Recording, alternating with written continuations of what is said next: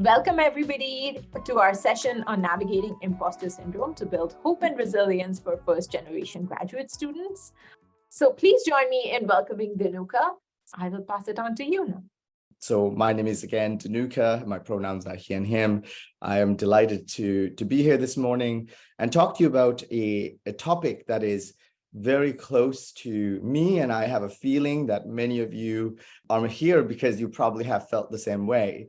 And so in this shared experience, I'm hoping to tell you a little bit about me, who I am, the various different times and stories that I've navigated, and also some stories of some of the wonderful students that I've had the opportunity to support over the years. Before I go any further, I would like to do something here in Canada that we do called a land acknowledgement, a way of acknowledging the Indigenous communities, people. So would love to acknowledge that I'm located in Vancouver, British Columbia, which is the unceded territory of the Coast Salish people, including the territories of the Mi'kmaq, the Musqueam, and the Squamish people and nations. And as an uninvited guest settler on this land, I have acknowledged for myself and my lifelong commitment to truth and reconciliation and the learning and unlearning and relearning the ways of the Indigenous people of Canada. This is something that really matters to me.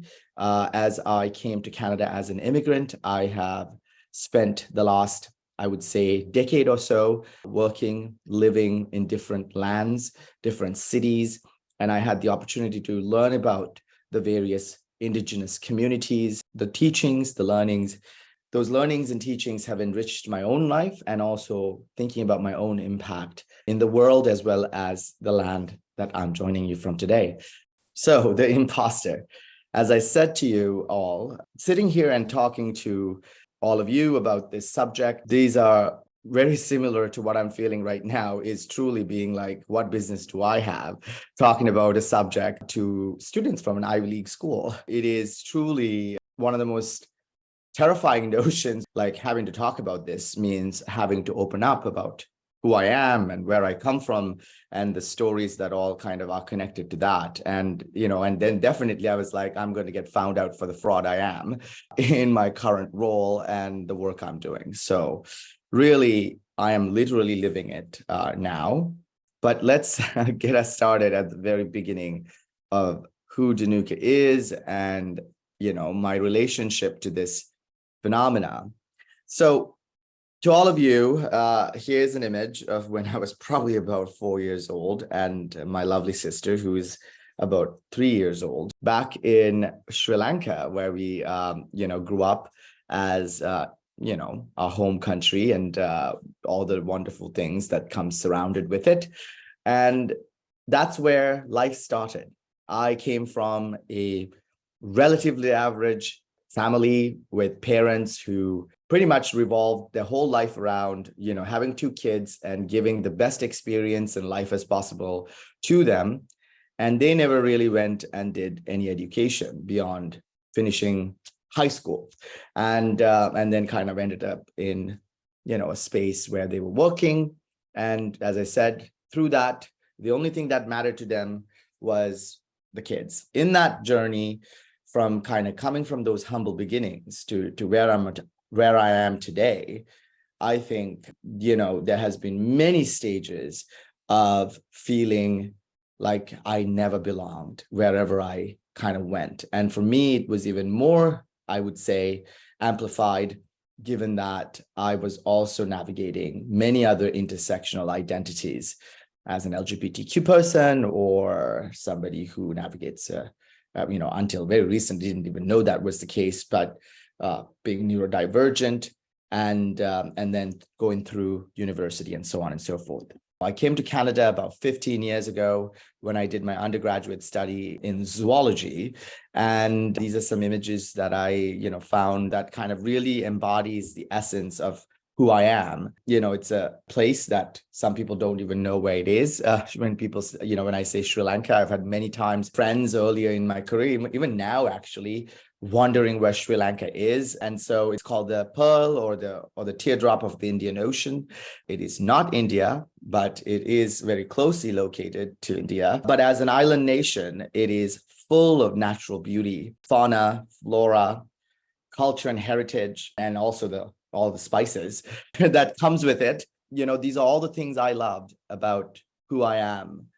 But when I was growing up, the idea of understanding that I was different from everybody else, again, it all started with having parents who very much revolved their whole life around you as the oldest child. All their hopes and dreams were kind of pinned on you becoming a doctor or a lawyer or any kind of professional that they could find the words for, that pretty much like I could count in one hand. And then anything beyond that was just not something that they would understand as like either a career or an academic discipline. Being kind of surrounded with that kind of hopes, I felt more and more out of place because I did not want to be a doctor or a lawyer or an engineer for that matter.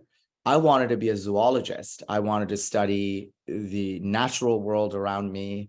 And the idea that I was going to have to disappoint them was one of the most crippling experiences that I had early on in my teenage years.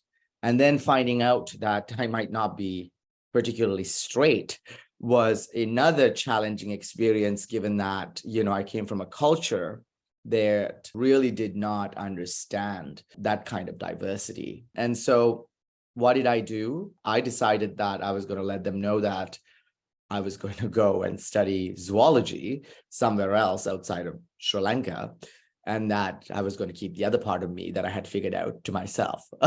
So I went and shared with them how I wanted to go and do this degree out in Canada. A lot of people have asked me why Canada, and I can still to this day see the puzzled look in their faces because they were so confused as to why I would spend $100,000 as an international student in my Canadian tuition and go to a university that literally nobody knew on a world stage called the University of Guelph and study zoology. It was very challenging for them to understand. And particularly because they had never gone to school or university or studied or lived outside of Sri Lanka.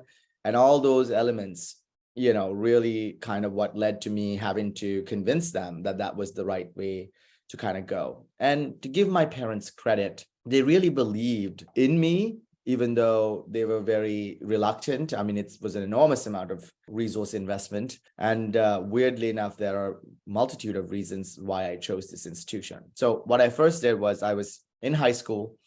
We call it college, weirdly enough. I was in grade 13. I'm not even sure how it all equates to, in the US education system. So I was studying biology, physics, and chemistry. And, I was about to do this island-wide exams to get your grades. I decided that I was not going to do them. So I dropped out, which was another big decision because I went to a school with 10,000 boys, all boys school. So I decided not to do those local exams, and I kind of did this fast track British advanced levels and then applied to university with all these hopes of coming to study zoology, and ended up at this university called the University of Guelph. Then, I came running to Canada. And in that space, what was really fascinating is every single day, it was reminded to me, and not because people made it their mission, that I may not actually belong to the place that I actually put all this effort to come and try to call my new home. So this idea of imposter syndrome is this internal narrative that makes you feel like you're not actually really deserving of the things you've accomplished. It convinces you that you don't belong and you're probably not capable, and that you're going to get caught as a fraud. And that's because here I am in a foreign world where my parents have invested thousands and thousands of dollars on my education, and they could not guide me because they'd never lived out of the country or have gone to university. And it was so crippling. And on top of all the other transitions that came through, the thing that was really interesting is that I have always performed really well academically in my high school years. I actually sat for a local exam that was called the ordinary levels. If you're ever familiar with it, that's the one that comes before you do advanced levels. And I got straight A's across 10 subjects that I had to study over two years, and then actually write this final exam. Everybody was very happy and proud. And then I took my first year calculus course here in Canada, and I almost flunked, like literally failed out of that course. I got one of the lowest grades, and that was terrifying. And then I kind of moved through university, like in this perpetual sense of I am literally going to get caught for not being good enough. So what is imposter syndrome? Imposter syndrome is a term that was coined by Pauline Clance and Suzanne Imes in 1978, where they were clinical psychologists who were supporting their clients, and mostly women who were either in grad school or undergrad, or spaces where they were considered, they've accomplished a lot of things, but they felt like they were never really actually as good as the world seemed to dictate to them. And what's really interesting is Pauline actually, was a graduate student at one point, and she had felt the same way. And I think what she realized through her clients is that that feeling she had was not isolated to her. It was something that people were navigating regularly. And so this was the paper that they wrote, and they coined it imposter phenomena, or PI, in high achieving women. And then it became this huge area of research and expertise that people have been digging into ever since then. And here is another academic who really kind of dug into this idea of imposter phenomena, Dr. Valerie Young. And, in this particular work that she had done, she kind of found these archetypes: the perfectionist, someone who really works hard and focuses on the quality of their work and kind of demands that perfectionism of themselves. And then there is this fear of like avoiding any new things that you cannot maybe do to the level of perfectionism that you want to do. And so through that, kind of in this perpetual sense of like avoidance and not being able to accomplish, there's this superhero archetype that she talks about, which is somebody who thinks that they can actually juggle a lot of different things. And, and then there's this enormous fear of like, they don't take something more and say yes to everything, that they would essentially be considered a failure and essentially leading to burnout. Somebody who then is the genius, they feel like, they can handle all of the things that are thrown their way from life. And when inevitably, as we all know, life doesn't always go as we plan. Life is beautiful because of that, but also life can be terrifying because of that. And so it holds them back because they feel like if they can't do everything, that's thrown up their way, and that they are also considered a failure.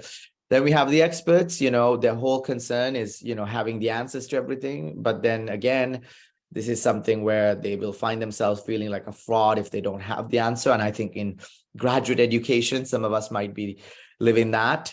And then there's the last archetype. And again, if they can't handle anything on their own, that they would be considered a failure.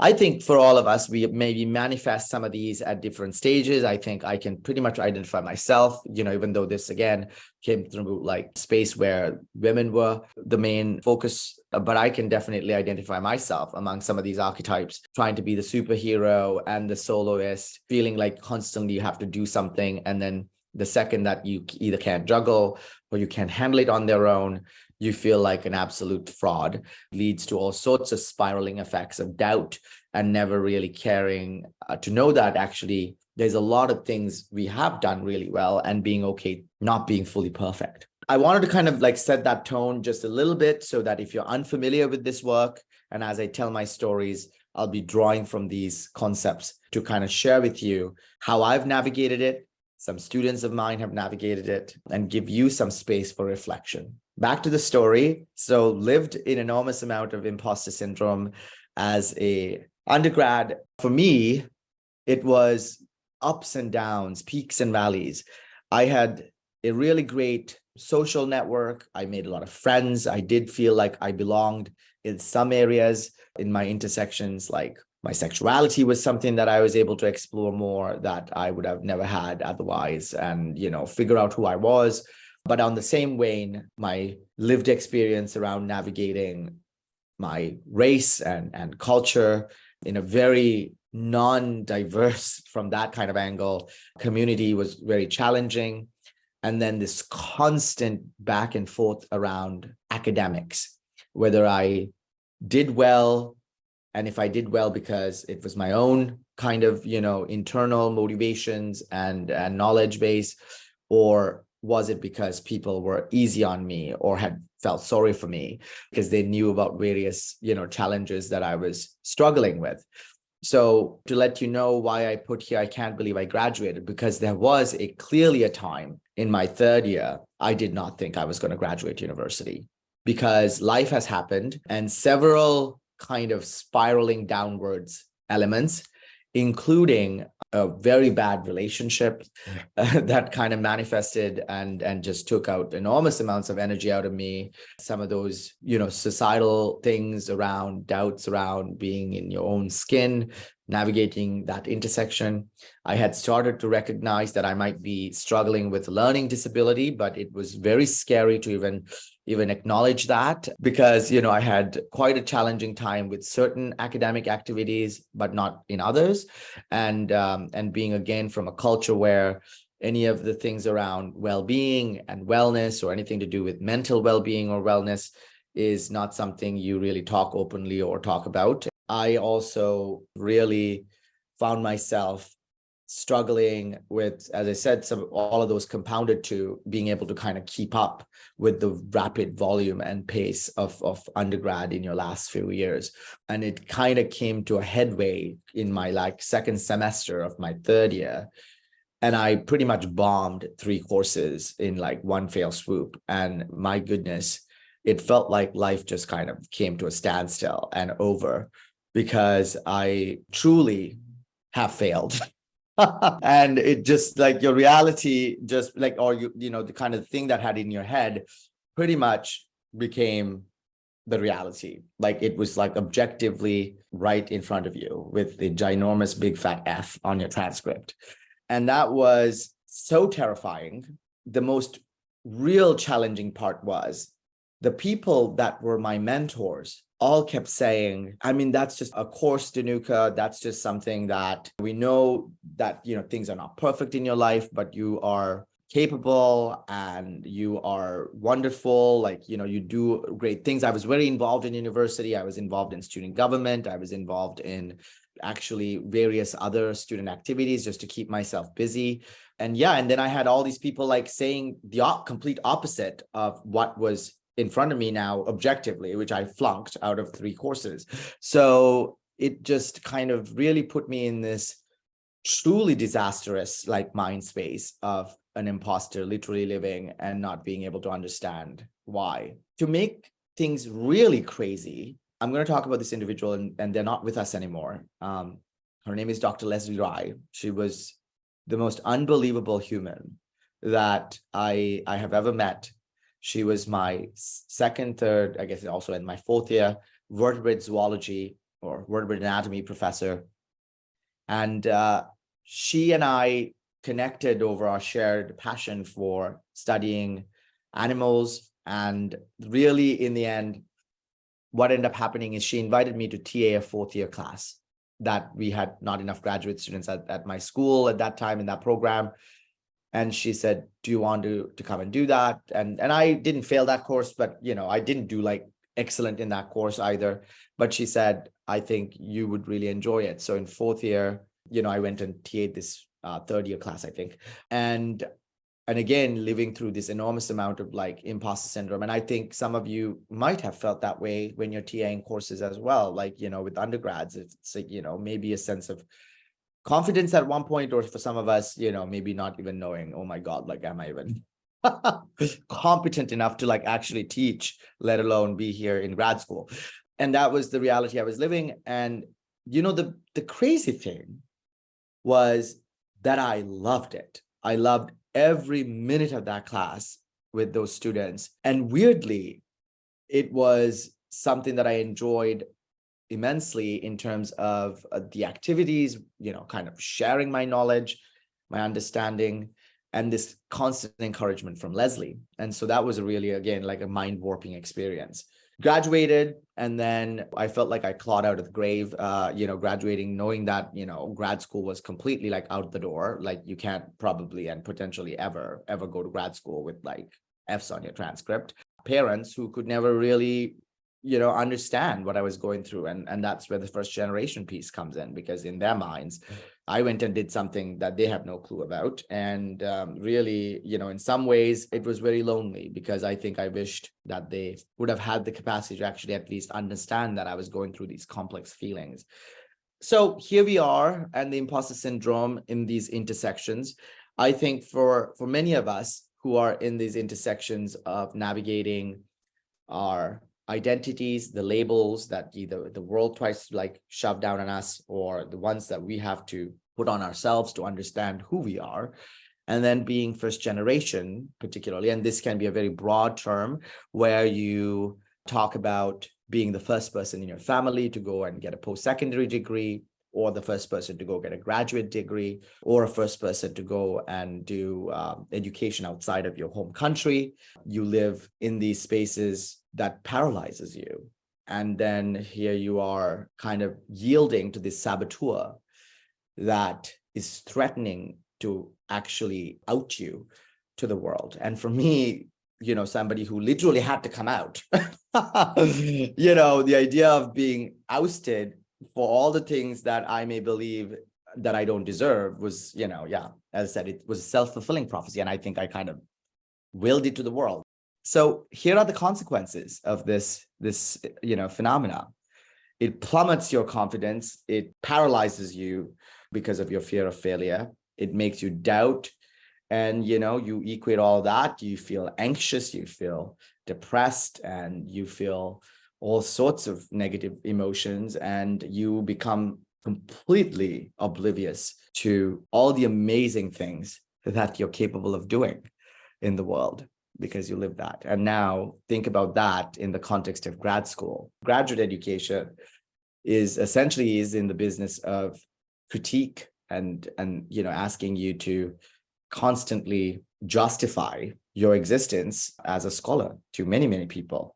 From university, I'm going to talk a little bit about my career. And I think this is where, fascinatingly enough, it continued to manifest. So here is an image of the various stages of my career. As you can see, the first image is when I actually started my career. I did 3 summers of research, actually, through all that, navigating all the imposterism, from the wonderful humans who actually said that I was really good, actually to find myself a job with the Canadian federal government as a researcher. I studied migrating birds across North and South America, and I actually got very good at what I did. Now I'm holding, of course, a turtle there. And that was the thing, right? Like every time, I was like flunking a course, and then, here I have a job with the federal government, actually doing research with graduate students. And I was training graduate students how to use the equipment and, so on and so forth. So it really did not add up in my head why that was the case. And then I found myself talking out of myself from going ever to grad school. There was a moment that I was criticized for my writing, and that alone itself actually resulted in one of the courses that I failed, because that critique was so harsh. And it came from this kind of interesting juxtaposition. That professor told me, "You speak such good English, but this paper is quite bad." I didn't know what to respond to that. And I didn't know whether that was a kind of a backhanded compliment, or was it just taking the shits and giggles out of me, sorry to use the word, but I don't know. And actually that prevented me from ever even considering grad school for a lifetime. So I did all this research stuff. And so I said, okay, well then while that was going on, one professor was like, "It's okay, don't worry about your transcript. I really would love you to apply to grad school. There are lots of different ways to kind of get into grad school. You're fine." I said, absolutely no way in hell will I ever want to be in grad school, when I have these F's on my transcript. And then what ended up happening is I serendipitously got a phone call from the International Student Office saying there is a job available, and if I'm interested, I should really consider applying. And I said, okay, I'll do that. And I ended up working my first professional job outside of university, supporting international students as they came to Canada, both graduate students and undergraduate students. And it was something that I felt I could do. I ended up taking that job, loved every minute of it. Really actually had one of the best years in my Canadian journey early on. I felt like there was something that actually I was good at maybe and engaged in it. And then I actually moved into another role, becoming a fundraiser for universities. And I ended up working through 3 institutions, University of Guelph to York to Lakehead, doing this fundraising work. So now the imposter was a little bit less prominent. I was not in the world of academia, kind of in a traditional context where I was evaluated. I was just kind of doing work, and work was structured in some ways. We knew how to evaluate performance, and you went through that. And then I decided that fundraising was not where I felt the most energy, that I wanted to actually do some of the work with students more frontline. I ended up looking at being an academic advisor. And as an academic advisor, I felt like I could maybe go back to the space where I felt like the most imposter. I could help people maybe recognize that failing a course or not being perfect is totally okay. And it's part of, your growth and development. And then I ended up in the most craziest 180-degree happenstance, taking a job at the University of Alberta, supporting graduate students, not undergrads, but graduate students. It was the first time I entered career development, the first time I entered working with grad students. And oh my God, you would not believe the imposter that came raging out, because I had an amazing boss. I applied for this job thinking I could bring some of my program experience, running a program, designing a program, evaluating a program for mentorship for graduate students is kind of where it was at. To find myself an advisor to graduate students, career development for graduate students, and running program for graduate students. I remember my first week, a colleague of mine took me for lunch and literally asked me, "How are you in this job? You don't have a graduate degree. Did you get hired because your boss, our boss, looked like you?" I mean, it was utter curiosity of this individual is the reason that I think they asked. But the thing that went through my mind was like, yeah, what am I doing here?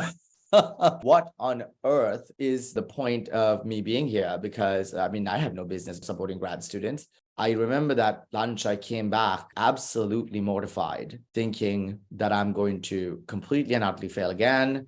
And at this time, I'm going to literally be found out for like the fraud I was by the people who I wanted to be there the most for, which were the students, but they happened to be grad students. And the craziest thing is those 5 years at that institution actually turned out to be the 5 best years of my life, because I met students from every corner of the world, every discipline, studying anything and everything under the sun. We had 500 graduate programs at the University of Alberta. It was the largest graduate programs, at that time available at one institution in 18 faculties. And I had thousands of conversations with students about their lives, their careers, what they did. And to this day, I describe this feeling exactly the same way. I strategized with these students about their next steps.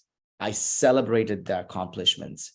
And I downright cried with them. And it was the most human experience I've ever had in my life, because many of them lived in perpetual fear of being discovered, just like I felt like I was. And they never judged me for not being in grad school. They never asked me if I was in grad school. It didn't matter to them. And they just felt all those emotions that they felt safe enough to share with me. And I was able to hold it or let it kind of go through me without necessarily being overwhelmed, and be there for them. It was the most transformative thing that has ever happened. And I saw those graduate students with absolute awe. Like there was nothing outside of like the brilliance that I saw in them. In their daily lives, they were navigating, for the most part. I mean, I'm not saying everybody felt this way either. I mean, there are lots of amazing graduate student experiences, but for those of us who can relate to maybe not having the best experience being in grad school, being consistently and constantly being critiqued and being reinforced, maybe they're not good enough, either within themselves, or then after that like feeling sets in, finding all the evidence to reinforce it to yourself. It was crippling for some of them. here we were in my office having these dialogues. And I also started noticing actually the people who were feeling this the most were women or those students who carried a relative number of intersections. And that's when I realized, just like Pauline plans, that I was not the only one living in this space. And that's actually where I first actually got experience and exposure to the idea of imposter syndrome and did a little more digging and started talking about it with students to help them navigate. So that's actually where another crazy thing happened. I was at University of Alberta for 5 years, and that I'm holding an award with one of my wonderful colleagues. In 3 years, I won every single student award that was awarded to a professional nominated by student at the University of Alberta. It was, again, another huge kind of a time warp thing to imagine that my graduate students thought that I was worthy of being nominated for 3 of the largest institutional awards for supporting students in a short period of time.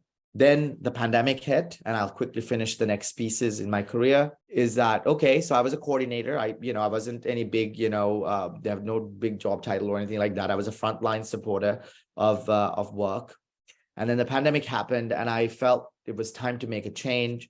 I started thinking about my next steps in my career, and I had applied for a role at University of Waterloo and actually got it. And I became the manager of strategy and communications for another world-renowned institution at University of Waterloo in their co-op department, where we sent out 20,000 students on work terms. And when I entered this school, I never believed I would see what I saw, which was probably some of the most brilliant students in the country. I mean, it was such a selective university. It was very well known for STEM from all corners of the world.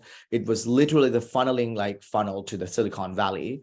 And these students, again, were highly high achieving, and they were constantly navigating these feelings of, not being good enough, but just pushing and plummeting through. I enjoyed my time there. And then a role came out at University of Toronto that was the inaugural director for the Center for Graduate Professional Development. And honestly, I had that time been very involved with graduate education. I've been a huge advocate. I remember just having these very blunt conversations at the national forums around supporting graduate students and all this kind of stuff that I got the energy onto advocating on behalf of our students. This role seemed like a great fit, but at the same time, really didn't feel like at 32 that I could do. To tell the real truth,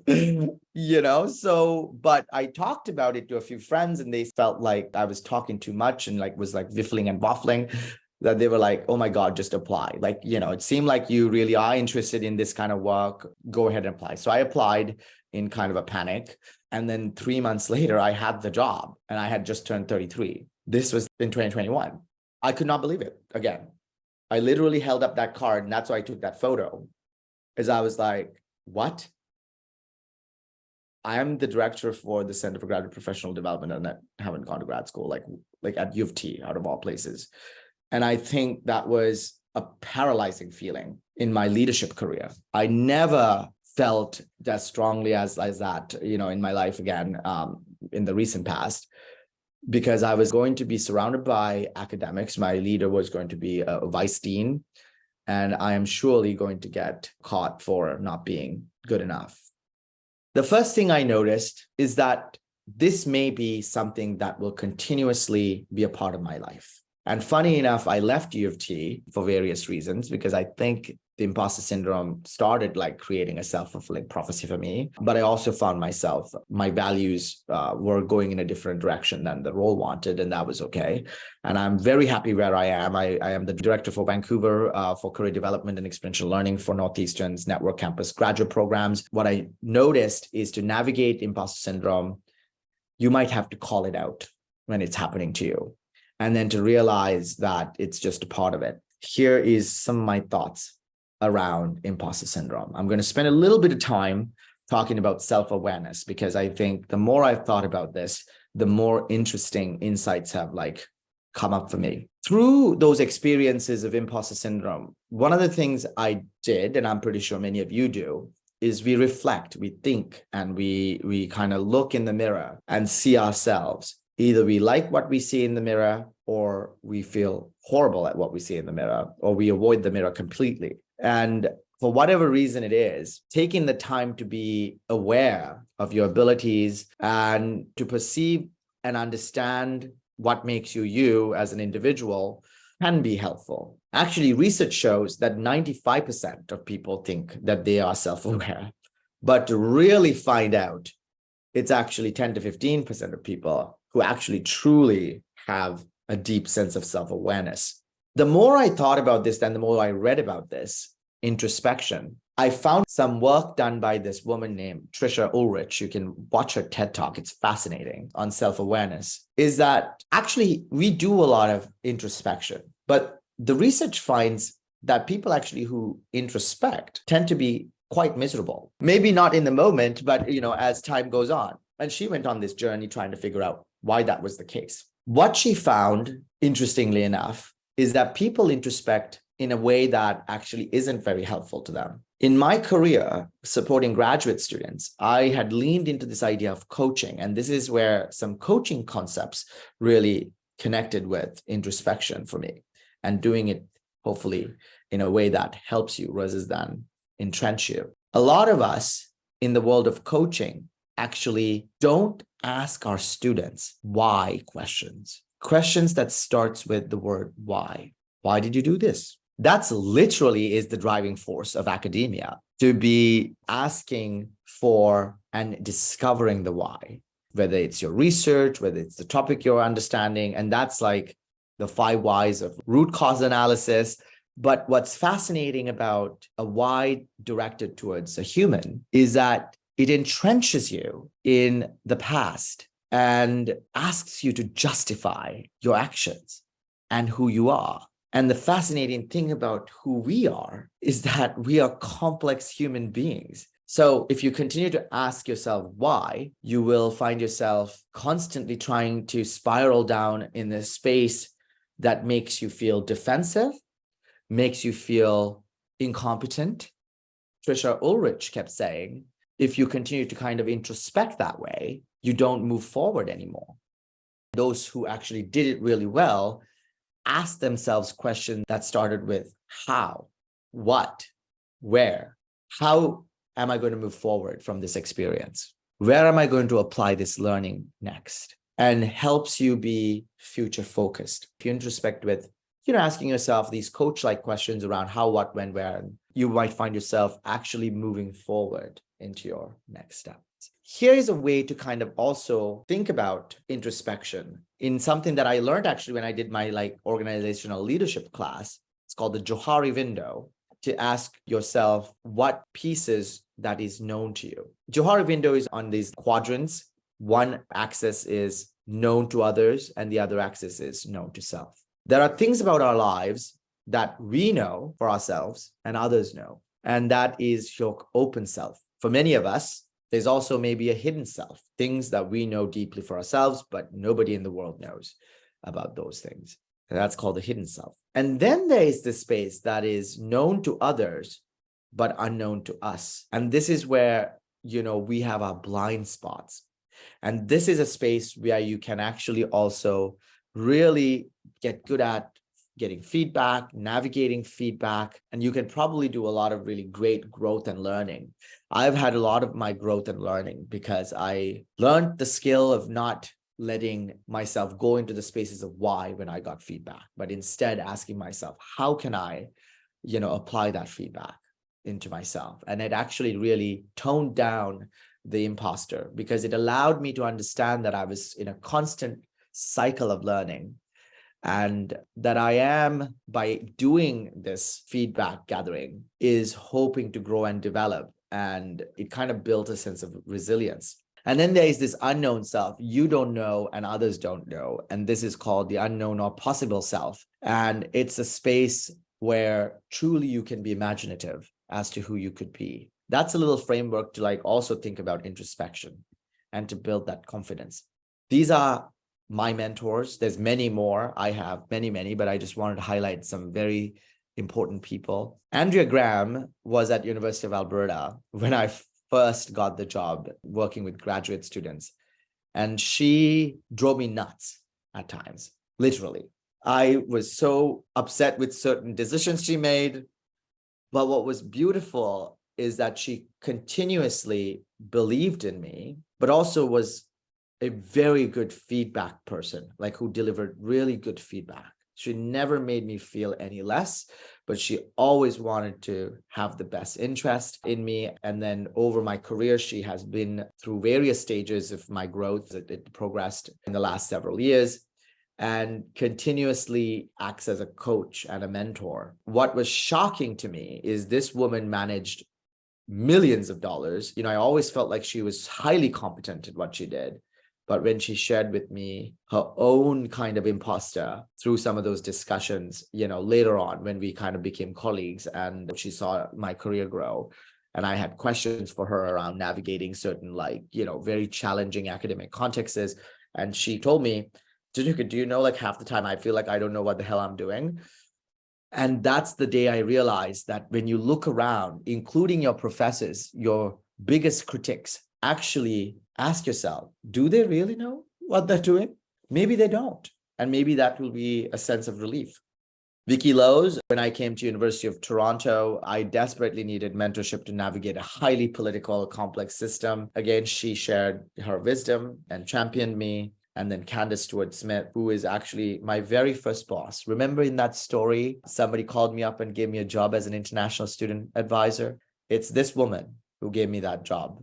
Now, what you'll notice here is this. They all happen to be women. Women take a disproportionate amount of actually mentorship roles for young professionals. If you didn't know that, many of you who are women might even feel that way if you think about it. It became super obvious to me as a man that my experience in these spaces were not similar to those of my colleagues who were moms, who were parents. And I realized it was so important that we supported particularly women and women of color, scientists of color. So what I did was I became a mentor as much as I could in spaces. Now, the word mentor, it's a noun. It comes from Greek mythology. You can't actually call yourself a mentor.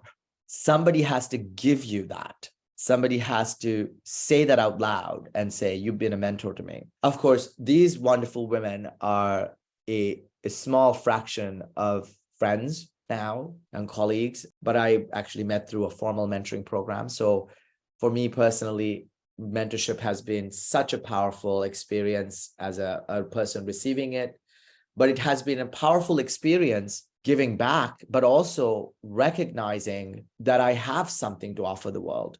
Winnis was my very first undergraduate mentee in the program. Nuyi is a postdoc now at University of California. Davis Zinat was a graduate student doing her master's, but now is a leading researcher and a PhD student, just about, I think, complete in child well-being and program evaluation. Helen was an international student who was going to be a pharmacist. And I don't know whether it was because of my influence or not, but now is a career advisor out of all things. I don't think she ever in her life thought that would be the case. Luam, who is a doctor now and was, when I met her, was thinking about going into medical school after her master's degree. And Asma, who didn't really finish her PhD at the end of the day, but now is the senior communications officer for a provost's office at a very large university here in Canada. So being in the space of providing and giving back as a mentor or in a mentoring program really did allow me to know that I did have something to offer. I think because I was able to know that in those who saw me differently than my critics, or in that case, my most fierce inner critic was myself, that there was a space. So here are some steps to thinking about imposter syndrome. Owning your own success. It's probably easier said than done, but I hope some of that introspection, giving back, thinking about it, writing it down might help you know that where you are today is where you belong. You have accomplished a lot of things.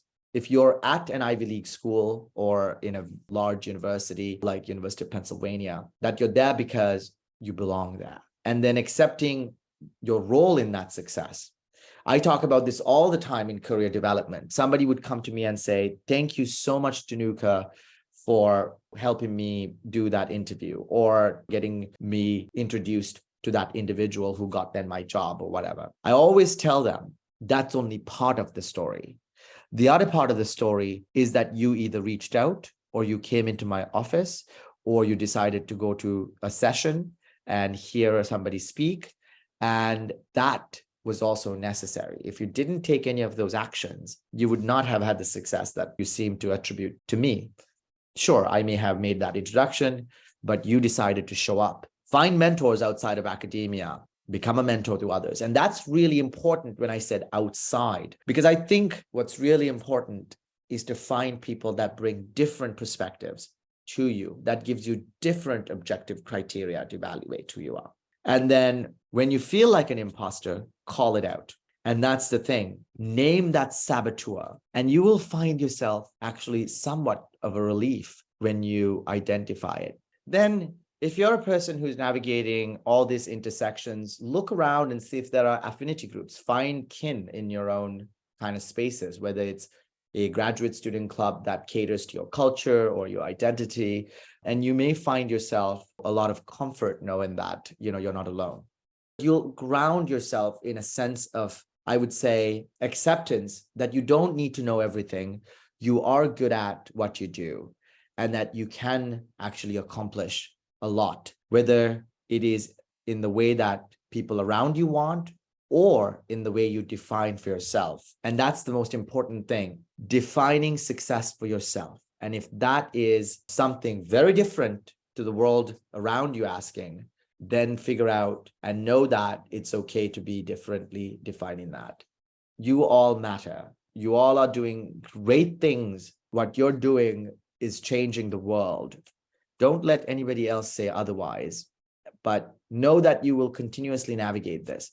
Remember, I told you a little bit about how a professor just ripped me apart for my writing, then that prevented me from writing my own thesis. Actually, it's with this wonderful organization called the Graduate Career Consortium that I started slowly putting myself out there. You have no idea this constant terror of if I were to write something and it'll be out there and people would judge.